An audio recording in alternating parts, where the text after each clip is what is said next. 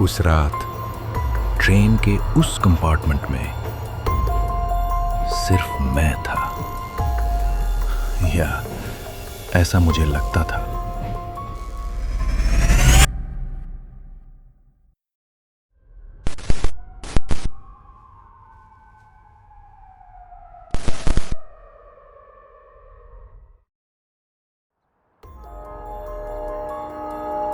रात के 11:47 हो रहे थे।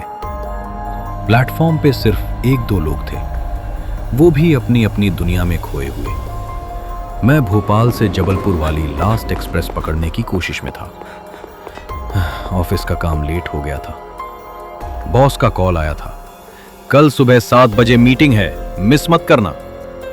तो मैं भाग के स्टेशन पहुंचा। ट्रेन ऑलरेडी प्लेटफॉर्म पे खड़ी थी। गार्ड ने विसल दे दी थी। मैं दौड़ के चढ़ा और सीधा घुस गया कंपार्टमेंट नंबर 6 में। जनरल कंपार्टमेंट था, रात की ट्रेन, और अंदर लंबा लंबा अंधेरा। ज्यादातर बर्थ्स खाली थी।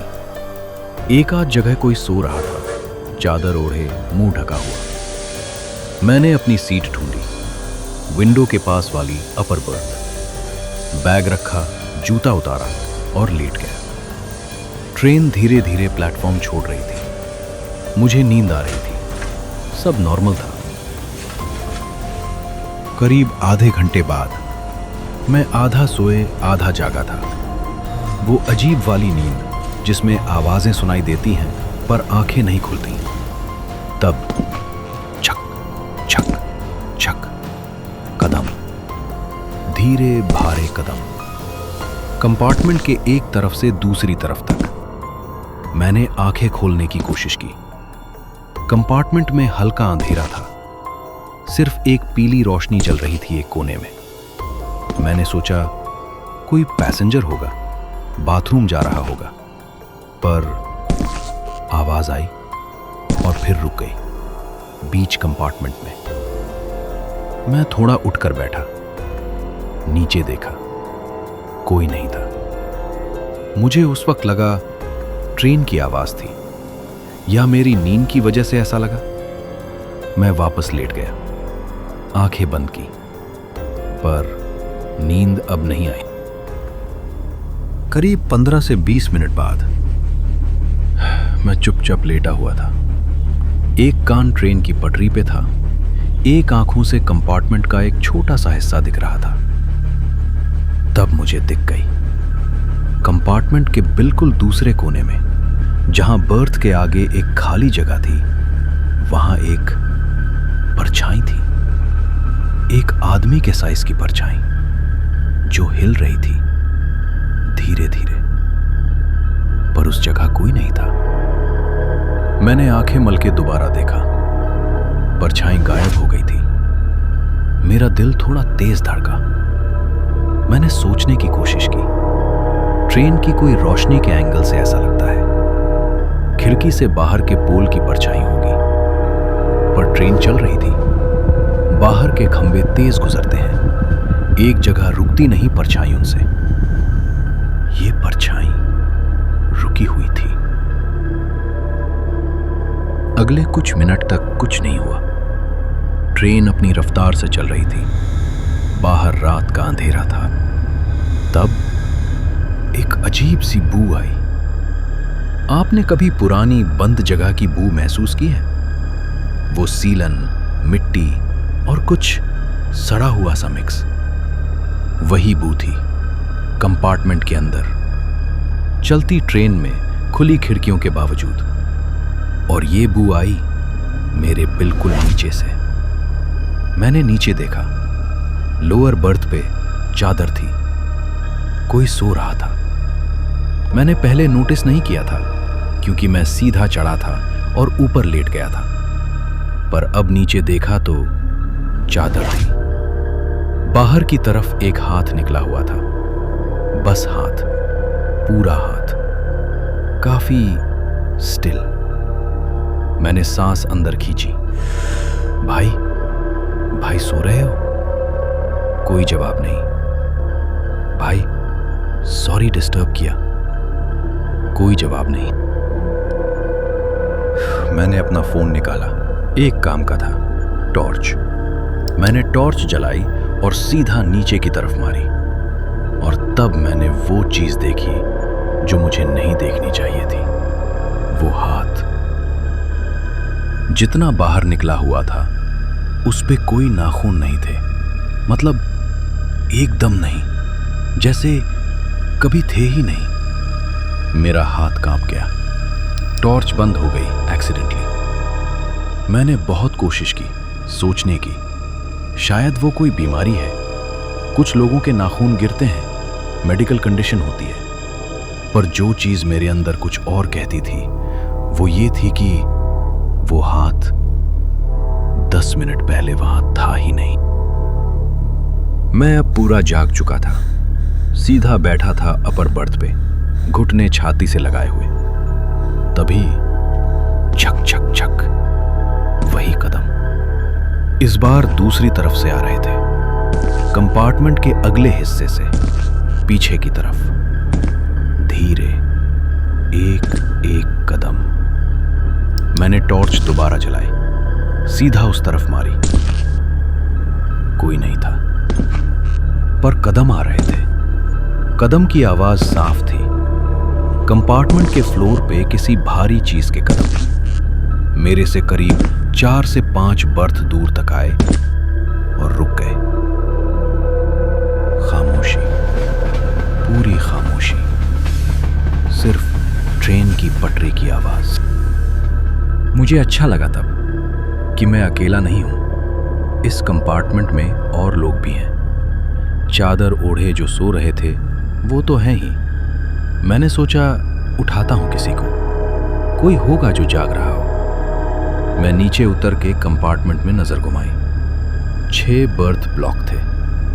तीनों लोअर बर्थ्स पे चादर ओढ़े लोग थे।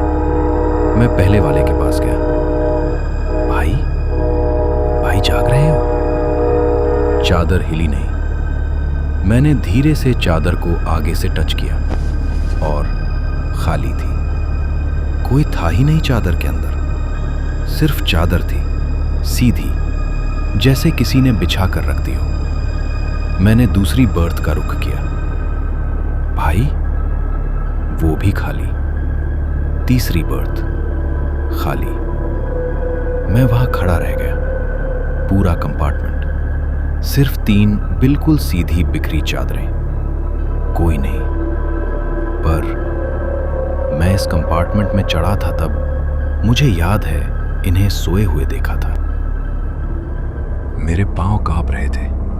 मैं सीधा कंपार्टमेंट के दूसरे दरवाजे की तरफ गया, जहां से दूसरे कंपार्टमेंट में जा सकते हैं। पुश किया, लॉक था। वापस पीछे वाला दरवाजा पुश किया, वो भी लॉक था। दोनों दरवाजे बंद। मैं इस कंपार्टमेंट में बंद था। रात के 1:15 हो रहे थे और इस पूरे कंपार्टमेंट में सिर्फ मैं था। या तब आवाज आई मेरी अपर बर्थ के नीचे से, लोअर बर्थ के नीचे वाली जगह से, जहां फ्लोर और बर्थ के बीच में थोड़ी सी जगह होती है। एक धीमी सांसें लेने की आवाज।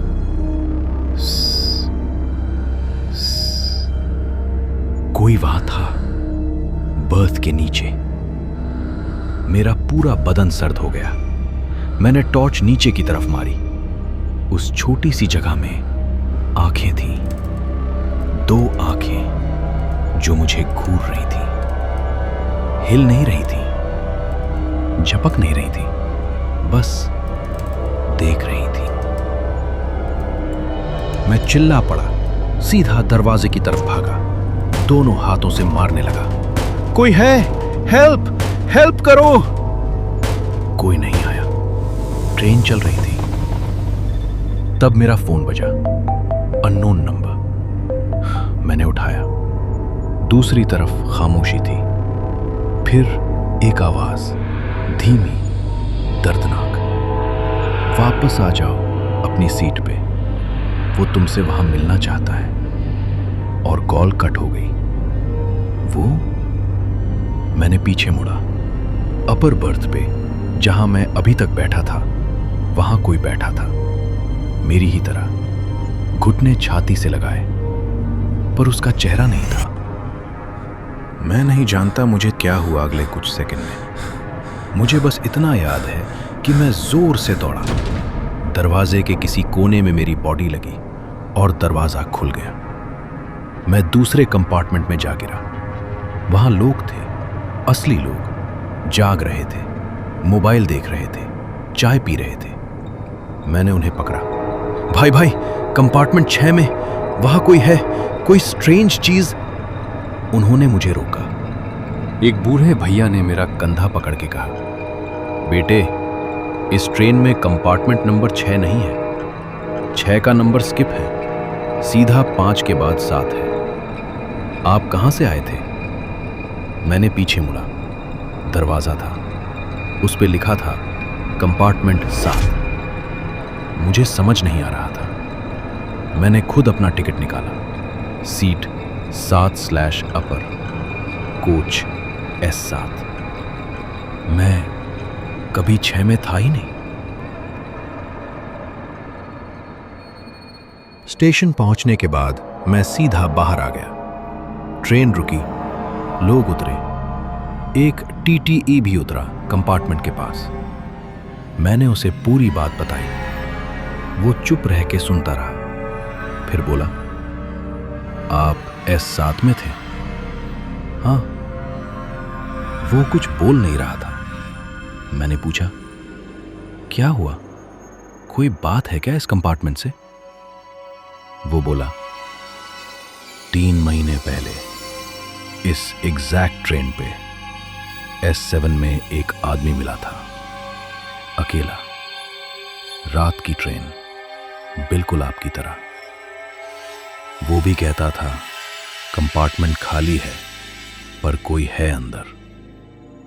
सुबह तक वो नहीं मिला, आज तक नहीं मिला। मैंने कुछ नहीं कहा। पांव अपने आप स्टेशन से बाहर की तरफ चल पड़े। पर एक बात अभी भी मेरे दिमाग में घूमती है। जब मैं उस दरवाजे से भागा था और गिरा था दूसरे कंपार्टमेंट में, मेरे हाथ में चादर थी, वही चादर जो उस लोअर बर्थ पे थी, और उसके कोने पे एक नाम लिखा था स्केच पेन से। वो नाम मेरा था। मैं आज तक ये समझ नहीं पाया कि ऐसा क्यों हुआ, पर रात को जब ट्रेन की आवाज सुनाई देती है कहीं दूर से, मैं खिड़की बंद कर लेता हूं।